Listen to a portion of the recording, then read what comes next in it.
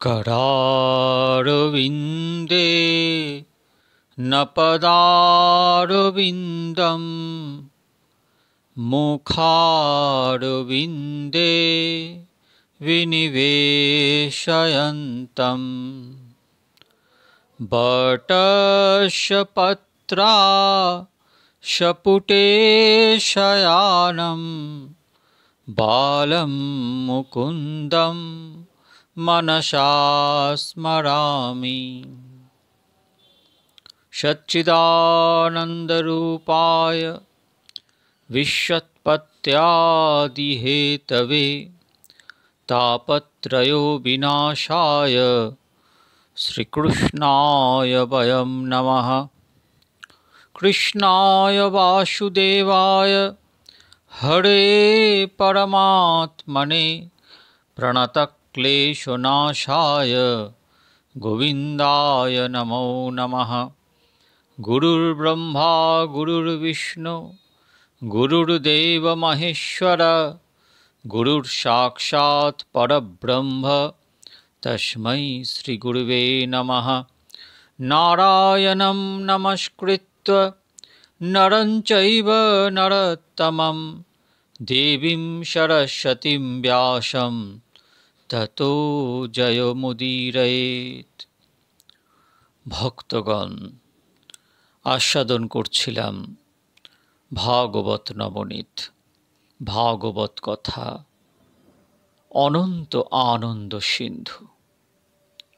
সেই ভাগবত কথা শ্রবণ, সেই ভাগবত কথা আস্বাদন আমাদের জীবনে পরম ভক্তির পথকে, পরম ভক্তিকে লাভ করার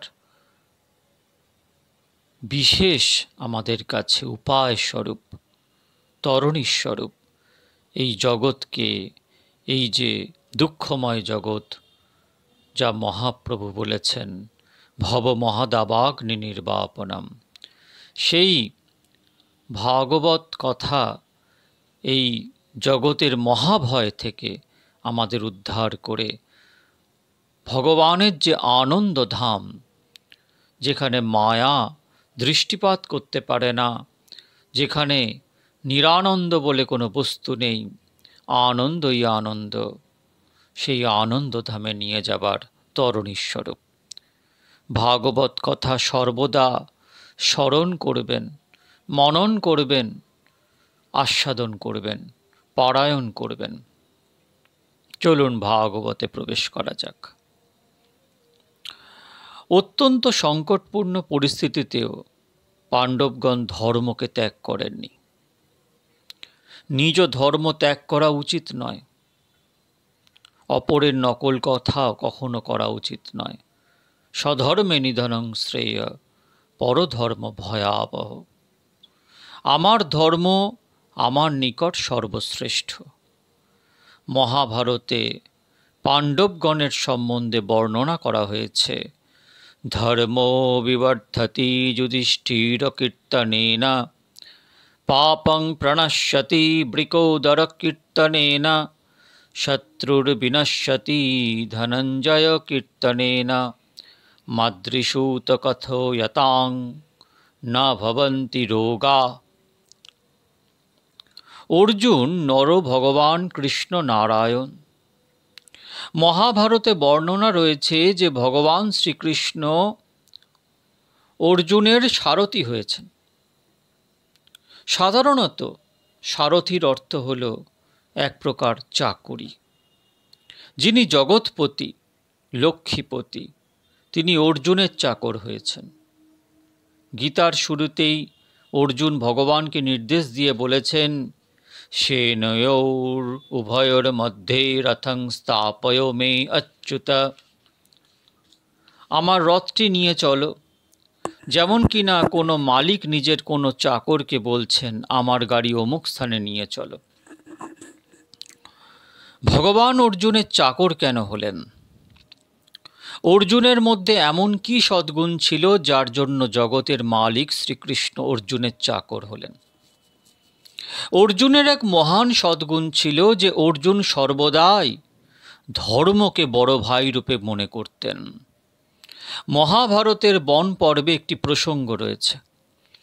পাণ্ডবগণ রাজমহলে বাস করতেন, তখন তারা সুখী ছিলেন, কিন্তু বনবাস জীবনে বড়ই দুঃখের মধ্যে জীবন অতিবাহিত হচ্ছিল। সেই দুঃখ কষ্টের মধ্যে একবার ভীমসেন আবেগের বশে ধর্মরাজকে খুব দোষারোপ করে বলেছিলেন, ভাই, আপনার জন্যই আজ আমাদের এই দুর্দশা উপস্থিত হয়েছে।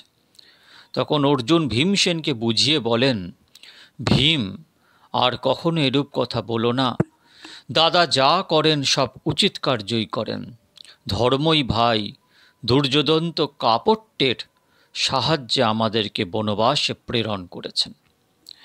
অর্জুনের মতো আপনিও যদি ধর্মকে ভাই বলে গণ্য করেন, তাহলে ভগবান শ্রীকৃষ্ণ আপনারও জীবন সারথি হবে। শরীর হলো জীবাত্মার রথ, ইন্দ্রিয় হলো অশ্ব। ইন্দ্রিয়ের লাগামটি ভগবানের হাতে অর্পণ করে দিন, তা না হলে ইন্দ্রিয় অশ্ব জীবের জীবন রথকে গর্তে পতিত করাবে। বেদে যে বর্ণনা রয়েছে, ব্যাসদেব মহাভারতে তাই বর্ণনা করেছেন। বেদে বর্ণনা রয়েছে জীব এবং ঈশ্বর উভয়ই একসঙ্গে অবস্থান করেন। নরনারায়ণ একসঙ্গেই অবস্থান করেন। অর্জুন নর, শ্রীকৃষ্ণ নারায়ণ রূপে জীবন রথে বসে আছেন। অর্জুন জীব, যুধিষ্ঠির ধর্মমূর্তি, ভীমসেন বল, নকুল জ্ঞান, সহদেব বুদ্ধি, দ্রৌপদী দয়ার স্বরূপ। বস্তুত যুধিষ্ঠির, ভীম, অর্জুন, নকুল, সহদেব এরা পরম ধার্মিক, ধর্মই এদের স্বরূপ। যেখানে ধর্ম সেখানেই দয়া। পাণ্ডবগণ 5 জন হয়েও এক, পঞ্চপাণ্ডবগণের সঙ্গে অর্থাৎ ধর্মের সঙ্গে দ্রৌপদী অর্থাৎ দয়ার বিবাহ হয়েছে। বস্তুত দ্রৌপদীর 5 জন স্বামী নয়, সব একই তত্ত্ব। ধর্মতত্ত্বই পঞ্চপাণ্ডব। পরম ধার্মিক ব্যক্তি দয়ালু হয়েও থাকেন। যুধিষ্ঠির অর্থাৎ সাক্ষাৎ ধর্মস্বরূপ, ধর্মের জীবন্ত মূর্তি। ধর্ম যদি কখনো দয়াশূন্য হয়, তখন ধর্ম অধর্মরূপ ধারণ করেন। ধর্ম অর্থাৎ যুধিষ্ঠিরের সঙ্গে দ্রৌপদী অর্থাৎ দয়ার বিবাহ হয়েছে। ভীম হলেও বলস্বরূপ, ভীম হলেন বলস্বরূপ। বলের বিবাহ দ্রৌপদী অর্থাৎ দয়ার সঙ্গে হয়েছে। যিনি বলবান তাকে নিষ্ঠুর হলে চলবে না, তাকে দয়ালু হওয়া চাই, অন্যথায় তিনি জগৎকে বিনাশ করতে উদ্যত হবেন। বল রক্ষা করার জন্য, বিনাশ করার জন্য নয়। ভীম বলস্বরূপ, যুধিষ্ঠির ধর্মস্বরূপ। নকুল জ্ঞানস্বরূপ। জ্ঞানী পুরুষও দয়ালু হওয়া চাই। যথার্থ জ্ঞানী পুরুষ দয়ালু হয়ে থাকেন, কেননা তিনি উপলব্ধি করেন যে এক ব্রহ্মই সর্বত্র সবার মধ্যে বিরাজমান রয়েছেন। এক আত্মাই সকলের মধ্যে। তিনি উপলব্ধি করেন যে অপরের দুঃখ আমাদের দুঃখ, অপরের সুখ আমারই সুখ। নকুল জ্ঞানস্বরূপ, তার সঙ্গে দ্রৌপদী দয়ার বিবাহ হয়েছে। আর সহদেব হলেন বুদ্ধিস্বরূপ, সদ্বুদ্ধি সহদেব। যেখানে সদ্বুদ্ধি সেখানে দয়া থাকেন। সহদেবের সঙ্গে দয়ারূপী দ্রৌপদীর বিবাহ হয়েছে। ধর্ম, বল, জ্ঞান, বুদ্ধি এই 4 তত্ত্ব অর্থাৎ যুধিষ্ঠির, ভীম, নকুল, সহদেব অর্জুনরূপী জীবের মধ্যে রয়েছে। অর্জুন অর্থাৎ জীব যখন শ্রীকৃষ্ণের হাতে লাগাম এবং ইন্দ্রিয়রূপী অশ্বের নিয়ন্ত্রণ ব্যবস্থা অর্পণ করেন, তখন ভগবান জীবকে সর্বত্রভাবে রক্ষা করেন। অর্জুন ধর্মকেই ভাই বলে গণ্য করেন। অতিশয় দুঃখ কষ্টের মধ্যেও পাণ্ডবগণ ধর্মকে পরিত্যাগ করেননি বলে ভগবানও তাদের ত্যাগ করেননি, সদা রক্ষা করেছেন, সুখে দুঃখে সর্বদা রক্ষা করেছেন। বিদুরজি ধৃতরাষ্ট্রকে বুঝিয়ে বললেন যে পাণ্ডবগণ যদি যুদ্ধ নাও করেন, ধর্মরক্ষার জন্য শ্রীকৃষ্ণ যুদ্ধ করবেন। কেননা পাণ্ডবগণ, বিশেষ করে যুধিষ্ঠির মহারাজ, ধর্মের সাক্ষাৎ মূর্তি।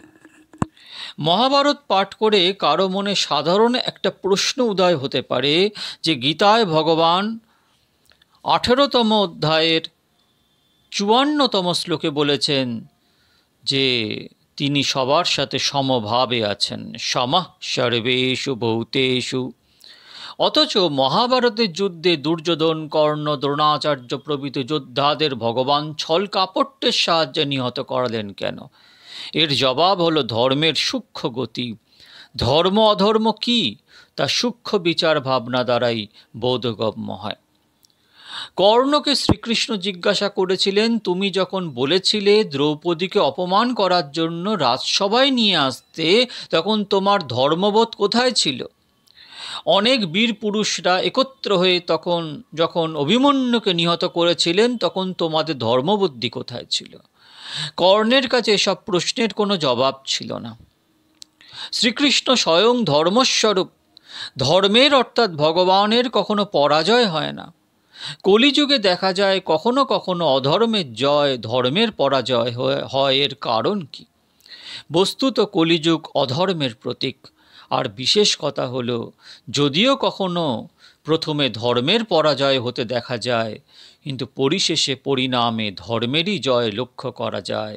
যে পক্ষে ধর্ম, সেখানেই ভগবান শ্রীকৃষ্ণ। ভগবানের পরাজয় কখনো হয় না, হতে পারে না। ধর্মকে আশ্রয় করলে ভগবান বা ধর্মই তাকে রক্ষা করেন। ভগবান বা ধর্মকে যে ব্যক্তি পরিত্যাগ করে, ভগবান তাকে উপেক্ষা করেন।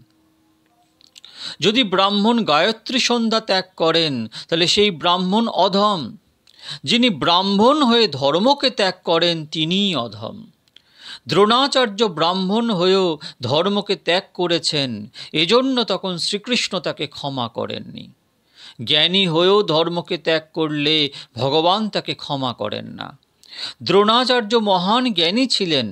ব্রাহ্মণ হয়ে যুদ্ধ করা অধর্ম, তাই দ্রোণাচার্য অধার্মিক কার্য করেছিলেন, এজন্য শ্রীকৃষ্ণ তাকে ক্ষমা করেননি। বস্তুত শ্রীকৃষ্ণের নিকট ব্রাহ্মণ অত্যন্ত প্রিয়।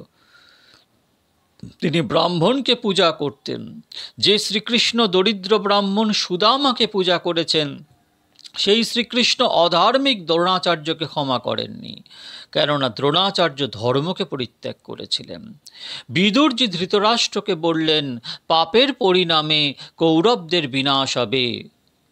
পার্থাংস্তু দেব ভগবান মুকুন্দ গৃহীতবান সাক্ষিতি দেবদেবা আস্তে সপর্যং যদুদেবদেবা বিনির্জিতা শেষো নিদেবদেবা।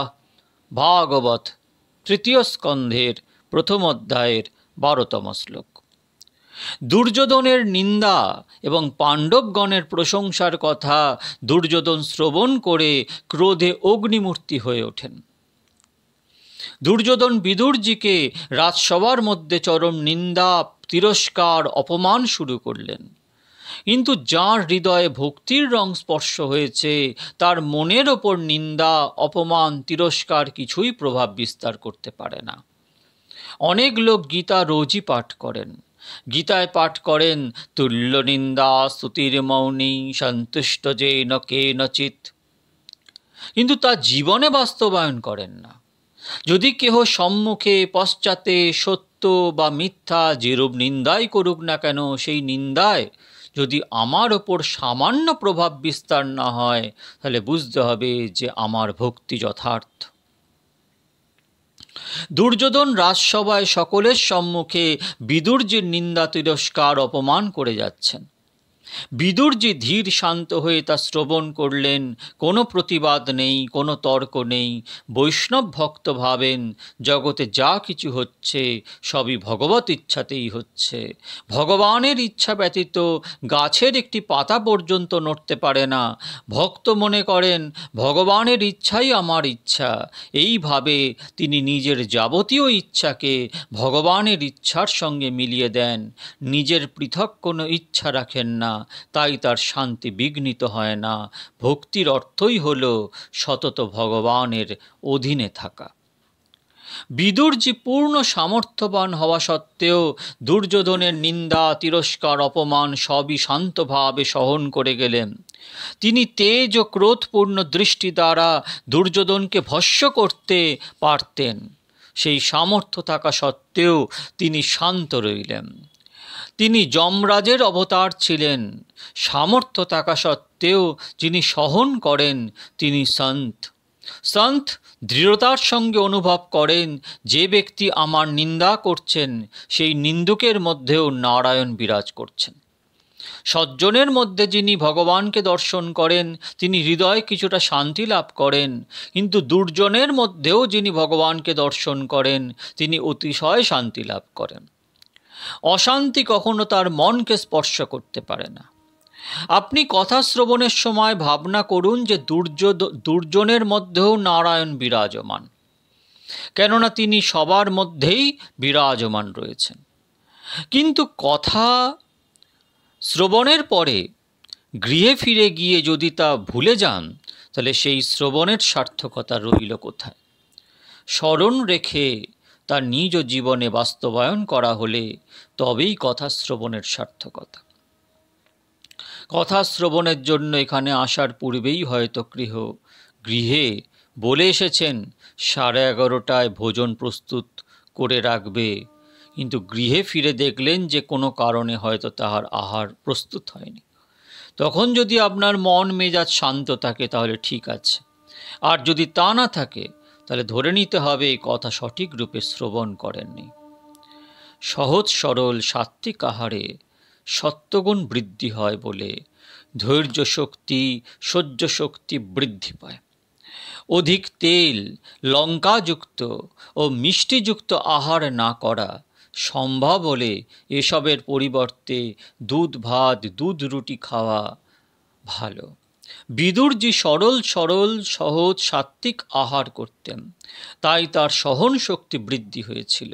দুর্যোধনের ভাবনা ছিল যে বিদুরজি কিছু বললে তাকে অধিক শুনিয়ে দেবে, কিন্তু বিদুরজি পূর্ণ শান্ত রইলেন। তথাপি দুর্যোধনের ক্রোধ বৃদ্ধি হওয়ায় তার সেবককে বললেন, একে এখান থেকে তাড়িয়ে দাও। সেবক বিদুরজিকে তাড়িয়ে দেবার জন্য প্রস্তুত হচ্ছেন, কিন্তু বিদুরজি ভাবলেন ভগবানের ইচ্ছা আমি এ স্থান হতে চলে যাই, সেবক এসে আমাকে ধাক্কা দিয়ে তাড়িয়ে দিলে আমার দুঃখ হবে না, কিন্তু আমার ভগবান তা সহ্য করবেন না।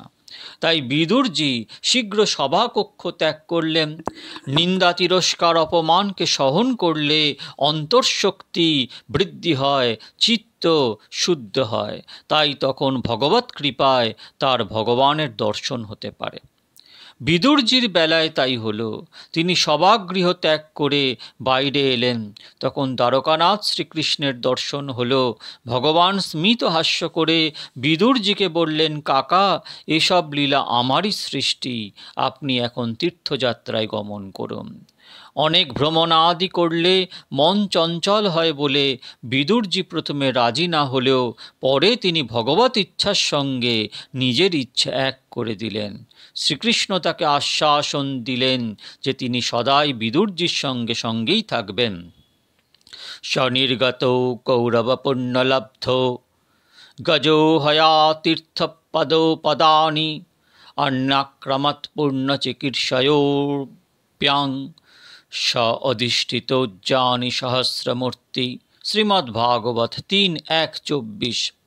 ততস্তুতিব্রজো স্বরাষ্ট্রমৃদ্ধম সৌবীরমৎস্যান কুরুজাঙ্গলাংশ্চ কালেন তাবৎ যমুনামুপেত্বা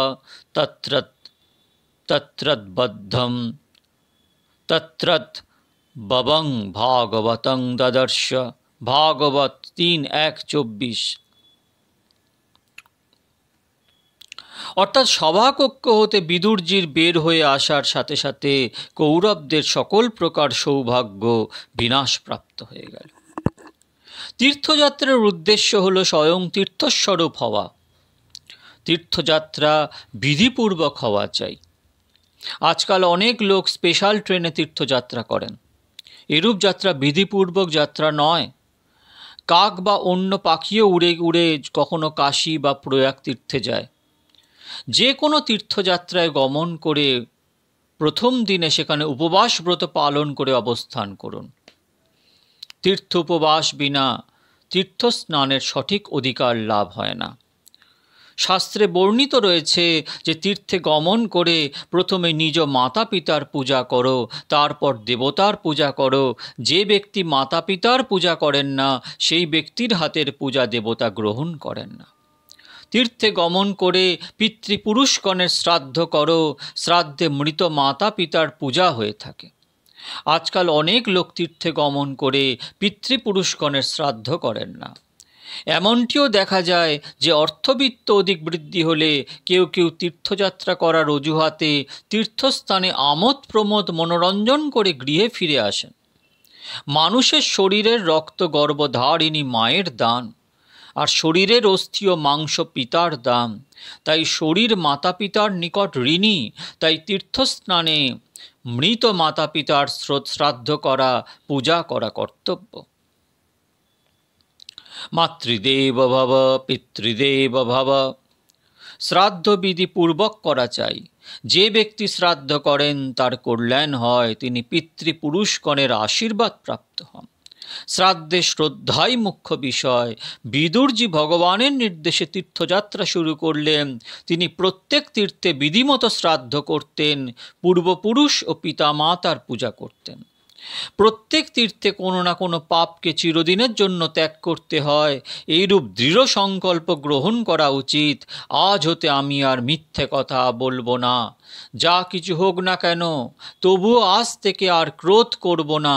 যদি তীর্থযাত্রা করে পাপ ত্যাগ হয় তাহলেই তীর্থযাত্রার সফলতা। তীর্থে কোনো বৃক্ষের ফল ত্যাগ করতে হয়, এরূপ বলা হয়। আজকাল কোনো না কোনো ব্যক্তি যে ফল তার মোটেই পছন্দ নয়, এমন একটি ফল ত্যাগ করেন। তীর্থযাত্রায় একটি ফল ত্যাগ করলেই কি পুণ্যপ্রাপ্তি হয়? পাপ স্থায়ী রূপে ত্যাগ করলেই পুণ্যপ্রাপ্তি হয়। গয়াতে বিধিপূর্বক শ্রাদ্ধ করতে হলে সেখানে কয়েকদিন অবস্থান করা আবশ্যক হয়, কারণ সেখানে অনেক স্থানে শ্রাদ্ধ করতে হয়। যেমন রামগয়ায়, প্রেতগয়ায়, বোধগয়ায়, ফল্গু নদীর তীরে, বিষ্ণুপদে, অক্ষয় বটের ছায়ায় ইত্যাদি স্থানে শ্রাদ্ধ করতে হয়। অনেক লোক তো 2-3 দিনের মধ্যে শ্রাদ্ধ করে নেন, তা ঠিক নয়। কেননা পিতৃপুরুষগণ এক দিবসে একবার মাত্রই ভোজন করেন, দুবার ভোজন করেন না। গয়াতে প্রথমে ফল্গু নদীর তীরে শ্রাদ্ধ করতে হয় এবং সর্বশেষ শ্রাদ্ধ করতে হয় অক্ষয় বটের ছায়ায়। সেখানে তীর্থ পুরোহিত শ্রাদ্ধকারীর 2 হাতে ফুলের মালা বেঁধে দেন, ইয়া ভগবানের সঙ্গে প্রেমের বন্ধনের প্রতীক। এই অক্ষয় বটের ছায়ায় শুভকর্মের শুভফল প্রলয়কালেও ক্ষয় হয় না, এরূপ বলা হয়। বিদুরজি ভারতের প্রসিদ্ধ তীর্থগুলিতে বিধিপূর্বক সব অনুষ্ঠান করে যাত্রা করতে লাগলেন। কাশী এক মহান তীর্থ, এটি জ্ঞান ভূমি। সেখানে জ্ঞানের সাধনা করলে শীঘ্র সিদ্ধিলাভ হয়ে থাকে। পক্ষান্তরে কাশীতে সামান্য পাপ করলেও অধিক শাস্তি ভোগ করতে হয়। কাশীতে অন্তত 9 মাস অবস্থান করা চাই। রোজই গঙ্গা স্নান করা আবশ্যক। গঙ্গা জলে রোজই কাশী বিশ্বনাথের পূজা অভিষেক করা উচিত। কমপক্ষে 9 মাস নিয়মিত রূপে গঙ্গা স্নান, কাশী বিশ্বনাথের পূজা, জপ, ধ্যান, ত্রিসন্ধ্যা ইত্যাদি করলে সেই ব্যক্তির হৃদয়ে প্রেম জাগ্রত হয়, তাতে কল্যাণের আশা হয়। সেই সময় সন্ত দর্শন ও তাদের সঙ্গে সৎসঙ্গ করা উচিত। যথার্থ সন্ত কখনো মানবকে স্মরণ করেন না, সদা ভগবানকে স্মরণ করেন। সন্তের কৃপা ও আশীর্বাদে আপনার হৃদয়ে ভক্তির রং স্পর্শ করতে পারে। শ্রীধাম বৃন্দাবন প্রেম ভূমি। গোকুল বৃন্দাবন প্রভৃতি স্থানে ভগবান 5ম বর্ষীয় শ্রীকৃষ্ণ খালি পায়ে গাভীর পিছনে পিছনে চলতেন। গোপী রানী যশোদামা বালকৃষ্ণকে বারবার বলতেন, আমার আদরের দুলাল পুত্র, কি গরম, আর এই গরমে তুমি খালি পায়ে চলো বলে আমার বড় দুঃখ হয়, জুতা পরিধান করে যাও। তখন শ্রীকৃষ্ণ বলেন, মা, আমি গোপাল কৃষ্ণ। গোপাল অর্থ কি জানো মা? ভগবান শ্রীকৃষ্ণের অনেক নাম। রানী যশোদা মায়ের কোলে যে কৃষ্ণ বাল্যলীলা করেন তিনি বালকৃষ্ণ। শ্রীকৃষ্ণের অন্যান্য প্রসিদ্ধ নামগুলি হল কুঞ্জবিহারী শ্রীকৃষ্ণ, রাধারমণ শ্রীকৃষ্ণ, গিরিধারী শ্রীকৃষ্ণ, রাসবিহারী শ্রীকৃষ্ণ, মথুরানাথ শ্রীকৃষ্ণ, দ্বারকানাথ শ্রীকৃষ্ণ, পার্থসারথী শ্রীকৃষ্ণ, ভক্তবৎসল শ্রীকৃষ্ণ, আরও কত নাম।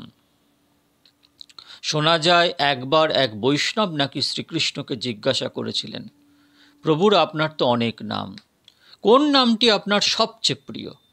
জবাবে শ্রীকৃষ্ণ বলেন, গোপাল কৃষ্ণ। আমি গোপাল। বালকৃষ্ণ যশোদা মাকে বলেছিলেন, মা, গোপাল মানে কি? যে গাভীর সেবা করে, যে গাভীর চাকর, তাকে গোপাল বলা হয়। মা, আমার গাভীগুলি কি পায়ে জুতা পরিধান করে? আমার গাভীগুলি তো খালি পায়ে চলে। আমি গাভীর চাকর হয়ে জুতা পায়ে চলি কি করে? তাই খালি পায়ে চলি। পূর্বজন্মে অনেক বড় বড় কাজ করেছি, কিন্তু গাভীদের সেবা করিনি। তাই এই জন্মে গাভীদের সেবা করতে এসেছি। যশোদা মা তা শ্রবণ করে অবাক হন। শ্রীকৃষ্ণ আরও বলেন, মা, পূর্বজন্মের কথা আমি ভুলিনি। পূর্বজন্মে আমি বড় রাজা ছিলাম। যিনি শ্রীরাম তিনিই শ্রীকৃষ্ণ, বস্তুত এক ভগবানই। শ্রীরাম বড় বড় রাক্ষসদেরকে বিনাশ করেন, অনেক যজ্ঞ করেন, প্রজাগণকে ধর্মশিক্ষা প্রদান করেন। রাম রাজ্যে প্রজাগণ খুবই সুখী ছিলেন। রামচন্দ্রজি এত সব করেছেন, কিন্তু স্বহস্তে গোমাতার সেবা করতে পারেননি। হ্যাঁ, গোমাতার পূজা তো করতেন, কিন্তু রাজাধিরাজ ছিলেন বলে সেবকগণ তাকে গোমাতার সেবা করতে দিতেন না। রামচন্দ্রজি দুঃখী হতেন, হয়তো তখনই এরূপ নিশ্চয় করেন যে ভবিষ্যতে অবতার গ্রহণের সময় রাজগৃহে নয়, ব্রাহ্মণের গৃহে নয়, গোপ গোয়ালার গৃহে যাব। তাই ভগবান নন্দবাবা ও যশোদা মায়ের গৃহে বাল্যলীলা করেন। বৃন্দাবনের প্রেমভূমিতে ভগবান বালকৃষ্ণ গোমাতার সেবা করে স্বহস্তে করেন। শ্রী অযোধ্যা চিত্রকূট হল বৈরাগ্য ভূমি। অযোধ্যা এবং চিত্রকূটে আজও এমন অনেক সন্ত দেখা যায়, তাদের নিয়ম হলো প্রাণ চলে গেলেও কারোর কাছে গিয়ে কিছু চাইবেন না, হাত পাতবেন না। তাদের ভাবনা হলো, আমরা জানকী মাতার সেবক, সীতারামের দাস, তাই প্রাণ চলে যায় যাক, আমরা কোনো মানবের কাছে গিয়ে কিছু চাইব না, হাত পাতব না।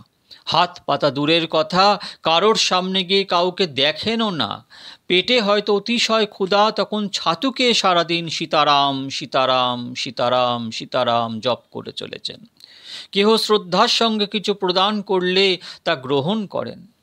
আপনার যদি অনুকূলতা প্রাপ্তি হয়, তাহলে অন্তত 1-2 মাস সেখানে অবস্থান করে এই মহান সন্তগণের দর্শন করে কৃপা ও আশীর্বাদ প্রাপ্তি করতে পারেন। সাধারণ মানুষ সেখানে 1-2 দিবস অবস্থান করে প্যারা বরফি মিষ্টি খেয়ে গৃহে ফিরে আসেন, তাদের তীর্থযাত্রা সমাপ্ত হয়ে গেল। এই কি তীর্থযাত্রা? এতে তীর্থযাত্রার মহান ফল কি অনুভব হয়? প্রত্যেক তীর্থে ভজনানন্দী সন্ত অবস্থান করেন। যথার্থ সন্ত শুধু ভগবানের স্মরণে সময় ব্যয় করেন। তারা ভগবৎ প্রেমী হন। মায়াযুক্ত মানুষের কথা এরা স্মরণই করেন না। এরূপ সন্তের কৃপা আশীর্বাদ প্রাপ্তির জন্য তাদের সেবা এবং সৎসঙ্গ করা খুবই কল্যাণকর। রেবা অর্থাৎ নর্মদা তট তপভূমি। সেখানে সঠিক রূপে সাধন ভজন করলে জ্ঞান, বৈরাগ্য, ভক্তি 3 মার্গেই সিদ্ধ হতে পারে। পুষ্কর, প্রয়াগ, কাশী, অযোধ্যা, চিত্রকূট প্রভৃতি প্রধান প্রধান তীর্থ এবং তীর্থগুলিতে বিধিপূর্বক যাত্রা করে বিদুরজি এবার বৃন্দাবনে আগমন করলেন। প্রেমধাম বৃন্দাবনের মাহাত্ম্য পূর্ণাঙ্গীন রূপে কেউই বর্ণনা করতে সমর্থ নন। সেখানে শ্রীকৃষ্ণের দিব্য নিত্য লীলা আজও হচ্ছে। সেবাকুঞ্জ নিত্য লীলার বিশেষ স্থান। বিদুরজি বৃন্দাবন দর্শন করে খুবই আনন্দিত হলেন। সেখানে আজও রাধেশ্যাম পাখিরা রাধাকৃষ্ণ রাধাকৃষ্ণ বলে সুমধুর গান গেয়ে থাকেন। ব্রজের প্রতিটি ব্রজকণা শ্রীকৃষ্ণের পাদস্পর্শে পরম পবিত্র। ব্রজে প্রেমই মুখ্য, ঐশ্বর্য গৌণ। বিদুরজি বৃন্দাবনে অবস্থানকালে মানস নেত্রে শ্রীকৃষ্ণের বাল্যলীলাগুলি দর্শন করতেন। এদিকে দ্বারকায় শ্রীকৃষ্ণ তার অবতার লীলা উপসংহারের ইচ্ছা গ্রহণ করলেন। একদিন উদ্ধবকে ডেকে ভবিষ্যৎবাণী করে বললেন, শীঘ্রই যাদবগণের বিনাশ হবে। স্বর্ণ দ্বারকা সমুদ্রে ডুবে তাতেই লয় হয়ে যাবে। হে উদ্ধব, তুমি বদ্রিকাশ্রমে চলে যাও। উদ্ধব তখন বিরহ ব্যথায় বালকের মতো রোদন করতে লাগলেন। শ্রীকৃষ্ণ তখন উদ্ধবকে জ্ঞান এবং ভাগবত ধর্মের উপদেশ প্রদান করলেন, তাকে সান্ত্বনা প্রদান করলেন। উদ্ধবের অনুরোধে শ্রীকৃষ্ণ তার ব্যবহৃত চরণ পাদুকা উদ্ধবকে প্রদান করলেন এবং বললেন, চৈতন্য রূপে আমি সদা তোমার সঙ্গে সঙ্গেই রয়েছি। উদ্ধব শ্রীকৃষ্ণের চরণ পাদুকা তার উত্তম অঙ্গ অর্থাৎ বুদ্ধির স্থান মস্তকে ধারণ করলেন। তাঁর সর্বভয় দূর হল, সর্বপ্রকার মনোবিকার শান্ত হয়ে গেল। যেমন ভরত শ্রীরামের বিয়োগ বেদনায় কাতর হলে শ্রীরাম তার চরণ পাদুকা ভরতকে অর্পণ করেছিলেন, সেই পাদুকার মধ্যে ভরতজি শ্রীরামকে দর্শন করে শান্ত হয়েছিলেন এবং অযোধ্যায় ফিরে 14 বছর ধরে সেই পাদুকা রাজ সিংহাসনে বসিয়ে তিনি সীতারামের এক সেবক হয়ে রাজ্য শাসন করেছিলেন। তদ্রূপ আজ উদ্ধবজি শ্রীকৃষ্ণের চৈতন্যময় পাদুকা মস্তকে ধারণ করে শ্রীকৃষ্ণের নির্দেশ পালন করার জন্য বদ্রিকাশ্রমের উদ্দেশ্যে যাত্রা শুরু করলেন। পথিমধ্যে প্রভুর পরম লীলাস্থল যমুনা ও ব্রজভূমি দর্শন করার জন্য সেখানে উপস্থিত হলেন। আজ তার চিত্ত হৃদয় ভাবে রোমাঞ্চিত দ্রবীভূত হল। তিনি যমুনার তীরে রমণরেতি নামক স্থানে উপবেশন করলেন। ভগবানের লীলা কি বিচিত্র, কি অদ্ভুত সংযোগ! এদিকে বিদুরজি বৃন্দাবনের যমুনা পুলিনে অবস্থান করে সেই সময় রমণ রেতিতে বসে শ্রী রাধাকৃষ্ণের ধ্যান করেছিলেন, আর উদ্ধবজি বিদুরজির পাশেই গিয়ে উপবেশন করেছিলেন। হঠাৎ তাদের দৃষ্টি পরস্পরের উপর পতিত হল। উভয়ই উভয়কে চিনতে পারলেন। উদ্ধবজি বিদুরজিকে সাষ্টাঙ্গ প্রণাম করে বন্দনা করলেন, বিদুরজিও উদ্ধবকে সাষ্টাঙ্গ প্রণাম করলেন। বৈষ্ণবগণ সদা বিনয়ের জীবন মূর্তি। উদ্ধব বিদুরের পরস্পর মিলনে উভয়ের আনন্দের সীমা রইল না। শুরু হলো দুজনের মধ্যে শ্রীকৃষ্ণের উপর সৎসঙ্গ, আর সারা রাত ধরে চলত সেই সৎসঙ্গ। উভয় ক্ষুধা পিপাসার কথা ভুলে গেলেন। কোনো লৌকিক কথাবার্তা ছিল না। কেউ কাউকে একটু জলপানের জন্য পর্যন্ত স্বাগত করেননি। ভগবানের গাঢ় প্রেম তাদের মধ্যে যেন উথলে পড়ছিল। তখন যমুনা মহারানীর কি আনন্দ! শান্ত গম্ভীর হয়ে তাদের সৎসঙ্গ শ্রবণ করছেন। তারা বৃন্দাবনে শ্রীকৃষ্ণের বাল্যলীলা, কিশোর লীলা, যুবলীলা, দ্বারকা লীলা বর্ণনা করলেন। উদ্ধব এবং বিদুর কেহই সামান্য ব্যক্তি ছিলেন না। উদ্ধব পূর্বজন্মে ছিলেন অষ্টবসুর মধ্যে একজন বসু, আর বিদুর ছিলেন স্বয়ং যমরাজ। উদ্ধবজি বললেন, বিদুরজি, আপনি কোনো সাধারণ মানুষ নন। প্রভাস তীর্থ ত্যাগের পূর্বে শ্রীকৃষ্ণ আমাকে আপনার কথা স্মরণ করে বলেছিলেন, আমার বিদুর আমার সঙ্গে সাক্ষাৎ করার সুযোগ করে উঠতে পারেননি। ভগবান শ্রীকৃষ্ণ স্বয়ং নিজ খেয়ালে অমুক আমার এরূপ কথা সচরাচর বলেন না। সত্যিকারের ব্রহ্ম সম্বন্ধ না হলে এরূপ বলতে পারেন না। সাধারণত অনেক ব্যক্তি কোনো মন্দিরে গমন করে মন্ত্রপাঠ করে বলেন, তমেব মাতা চ পিতা তমেব, তমেব বন্ধুশ্চ সখা তমেব, তমেব সর্বং মম দেব দেব। অর্থাৎ, হে ভগবান, তুমি আমার মাতা পিতা, আমি তোমারই। ভগবান হয়তো তখন হাস্য করেন। ভগবান ভালোভাবেই অবগত আছেন। সেই ব্যক্তিগণ গৃহে প্রত্যাবর্তন করে, হে ভগবান, তুমি মাতা পিতা বন্ধু সখা এসব কথা ভুলে গিয়ে হয়তো স্ত্রীকে বা স্বামীকে বলবেন, তুমিই একমাত্র আমার, তুমি আমার সর্বস্ব। উদ্ধব বলছেন, ভগবান যাকে বলেন তুমি আমার, তিনি মায়ার গণ্ডি অতিক্রম করে যাবেন, সন্দেহ নেই। তাই আপনি পরম ভাগ্যবান। ভগবান আপনাকে অতি আপন করে নিয়েছেন। এই কথা শ্রবণ করা মাত্র বিদুরজির প্রেম অশ্রু বর্ষণ হতে লাগল। উদ্ধবজি আরও বললেন, ভগবান প্রভাস তীর্থে যখন আমাকে ভাগবত ধর্ম উপদেশ দিয়েছিলেন, তখন সেখানে মৈত্রেয় ঋষি উপস্থিত ছিলেন। ভগবান মৈত্রেয় ঋষিকে নির্দেশ দিয়েছিলেন, আমার বিদুরকে এই উপদেশ আপনি শ্রবণ করাবেন। অনেককে আমি অনেক কিছু প্রদান করেছি, কিন্তু আমার বিদুরকে তো কিছুই দিতে পারিনি। বিদুরজিৎ তখন অনবরত অশ্রুধারা বইতে লাগল। প্রেমে বিহ্বল হয়ে তিনি বালকের মতো রোদন শুরু করে দিলেন। উদ্ধব বিদুরজিকে বললেন, আমি প্রভুর নির্দেশ মতো এখনই বদ্রিকাশ্রমে রওনা হচ্ছি। আপনি গঙ্গা তটে অবস্থিত মৈত্র ঋষির আশ্রমে গমন করুন। এই কথা বলে উদ্ধবজি বদ্রিকাশ্রমে গমন করলেন। আর বিদুরজি সেখান হতে গঙ্গা তীরে অবস্থিত মৈত্র ঋষির আশ্রমের দিকে যাত্রা করলেন। শ্রী যমুনাজি ভক্তি প্রদান করেন, শ্রী গঙ্গা মা জ্ঞান ও বৈরাগ্য প্রদান করেন। জ্ঞান বৈরাগ্য বিনা ভক্তি বন্ধার সমতুল্য। জ্ঞান বৈরাগ্যই ভক্তিকে দৃঢ় করে। অনেক মানুষই ভক্তি করেন, কিন্তু দুঃখে পতিত হলেই ভগবানকে ভক্তি করেন, কিন্তু সুখের সময় ভগবানকে একেবারে ভুলে যান। ভক্তি জ্ঞান বৈরাগ্যের সঙ্গে হওয়া চাই, অন্যথায় ভক্তি অনেক সময় দৃঢ় বা স্থায়ী হয় না।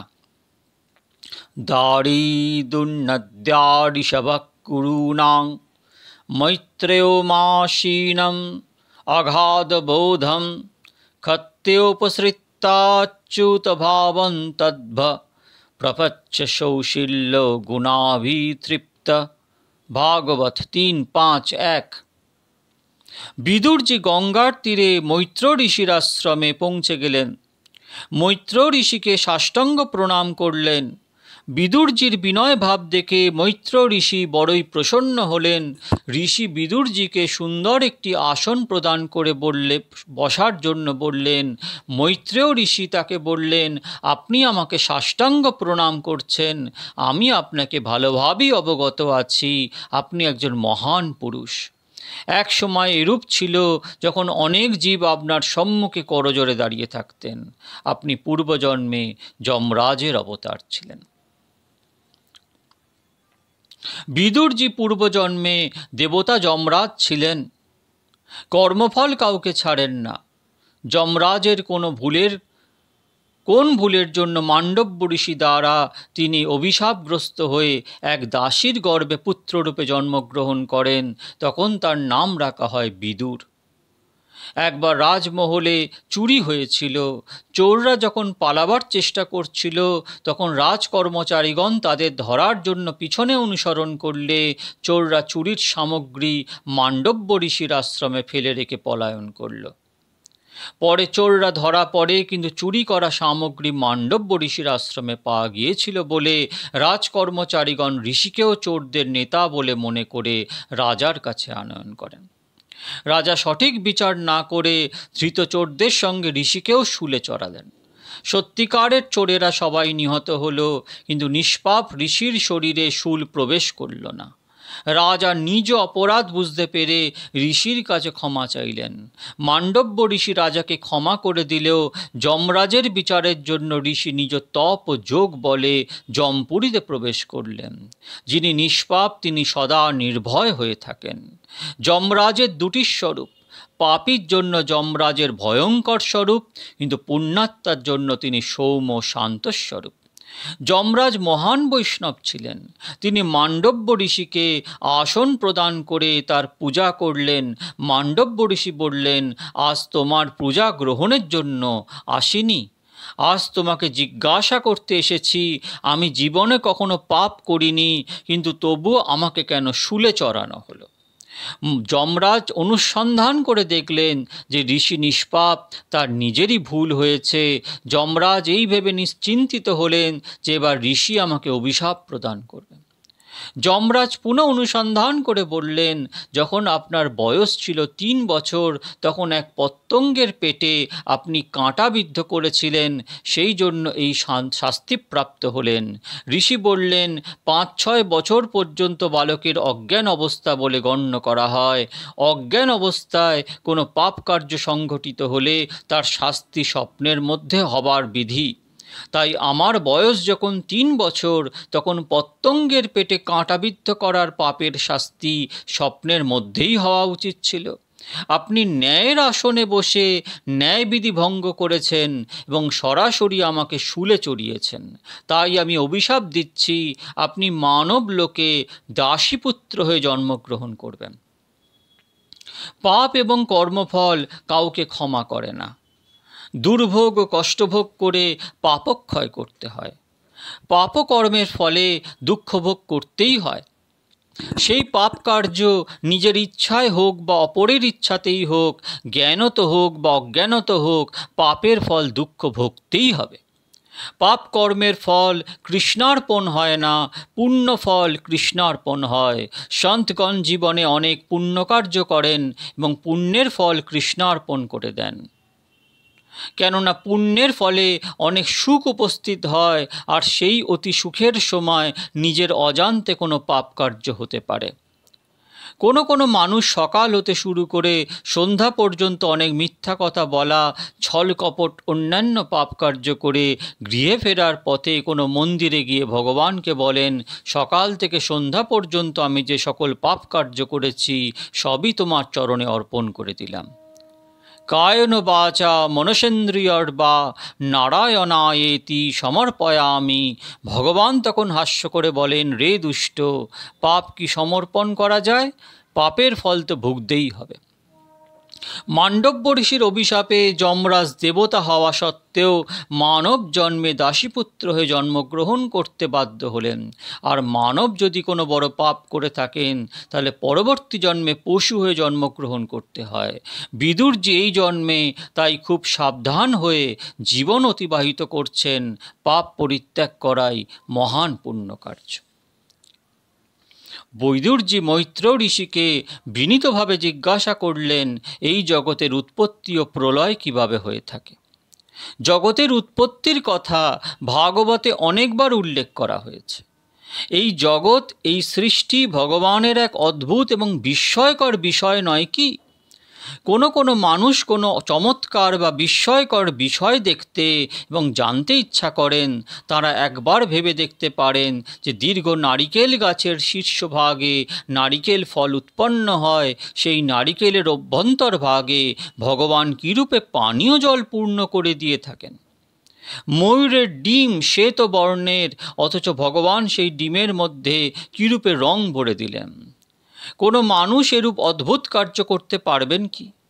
এসব চমৎকার দর্শন করে মানুষ যদি একটু বিচার করেন, এত সুন্দর যে জগৎ, এর সৃষ্টিকর্তা কতই না সুন্দর, কিন্তু জগতের সৃষ্টিকর্তাকে দর্শন করার আগ্রহ খুব কম লোকই পোষণ করেন। জগৎ উৎপত্তির কথা ভাগবতে অনেকবার বর্ণনা করা হয়েছে। তৃতীয় স্কন্ধে, একাদশ স্কন্ধেও এর বর্ণনা রয়েছে। আদিনারায়ণ পরমাত্মার ইচ্ছা হলো লীলা করার। তার ইচ্ছাতে প্রকৃতি এবং পুরুষ উৎপন্ন হলো। প্রকৃতি পুরুষ হতে মহত্তত্ত্ব, মহত্তত্ত্ব হতে অহংকার উৎপন্ন হলো।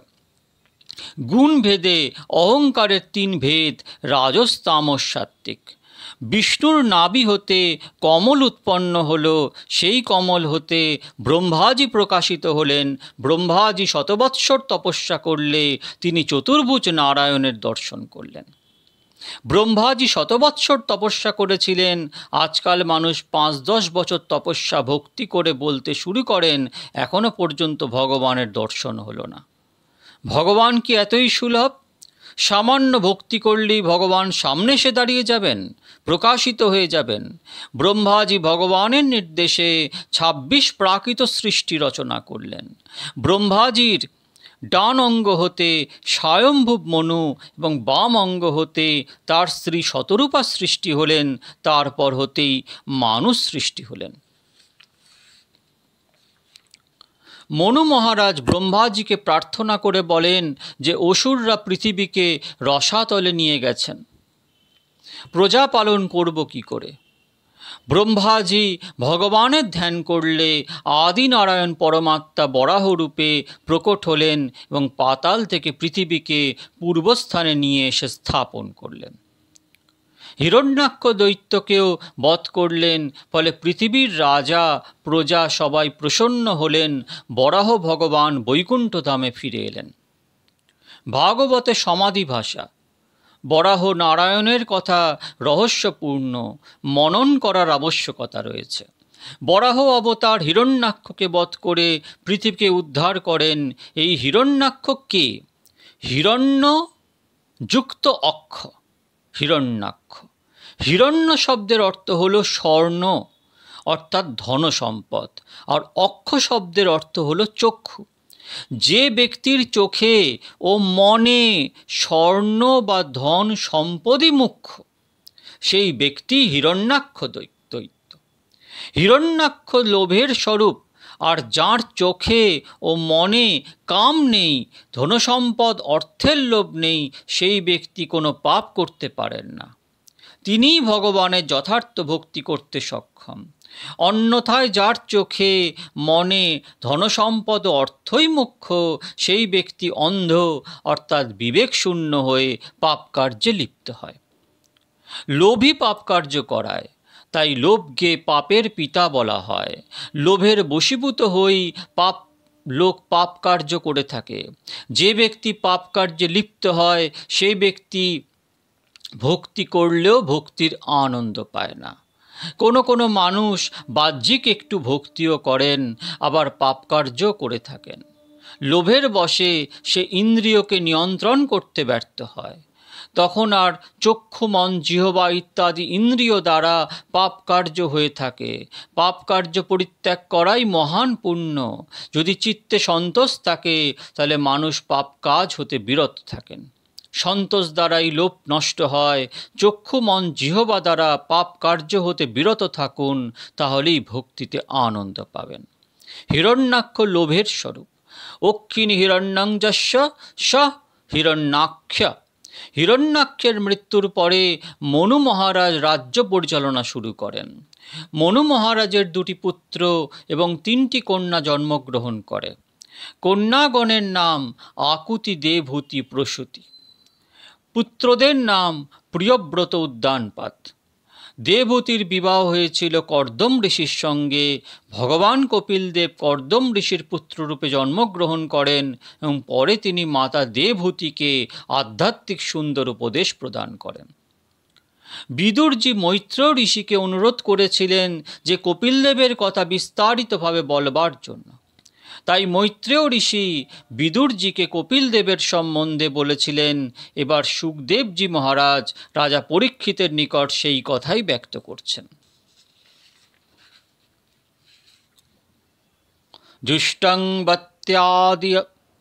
जुष्टं बत्याद्या अखिल सत्तराशे सांसिद्धम अक्षस्तव दर्शनान्य जदर्शनं जन्मभिरिड्डसद्भिराशासते যোগিনো রূঢ় যোগা। ভাগবত 3:21-13। আমাদের স্মরণ রাখা কর্তব্য, জীব যখনই উপযুক্ত হয় তখনই ভগবান তাকে দর্শন দান করেন। সাধারণ জীব অনুপযুক্ত বলে ভগবান দর্শন দান করেন না। জগতে এমন কোনো পিতা নেই যিনি নিজ পুত্রকে দর্শন দান করতে ইচ্ছা করেন না। কিন্তু পুত্র যদি অত্যন্ত অযোগ্য এবং পাপী হয়ে থাকে, তখন সাধারণ পিতাও নিজ পুত্রের মুখ পর্যন্ত দর্শন করেন না। ভাগবত নবনীত স্বরূপ। আজ এখানেই শান্ত করছি। পরের দিন কপিলদেব অবতারের কথা বিস্তৃতভাবে আপনাদের সঙ্গে আস্বাদন করব। কপিল দেবাহুতি সংবাদ এক অদ্ভুত বার্তা ভাগবতের। বিস্তৃতভাবে বর্ণন করব পরের দিন। এই ভাগবতীয় বার্তাকে আপনাদের কাছে বর্ণন করব। আজ এটুকুই। বারবার শ্রবণ করবেন, মনন করবেন, ধ্যান করবেন, ভগবানের নাম স্মরণ করবেন, জপ করবেন। হরে কৃষ্ণ হরে কৃষ্ণ কৃষ্ণ কৃষ্ণ হরে হরে, হরে রাম রাম রাম হরে হরে। প্রেমপূর্বক এই মহামন্ত্র জপ করবেন। এই মহামন্ত্র ভগবান গৌরাঙ্গের দান। এই নাম জপ করলে প্রেম ভক্তি লাভ হবে। ভালো থাকবেন। নিতাই গৌর হরি বল, নিতাই গৌর হরি বল, নিতাই গৌরাঙ্গ, নিতাই গৌরাঙ্গ, নিতাই গৌরাঙ্গ।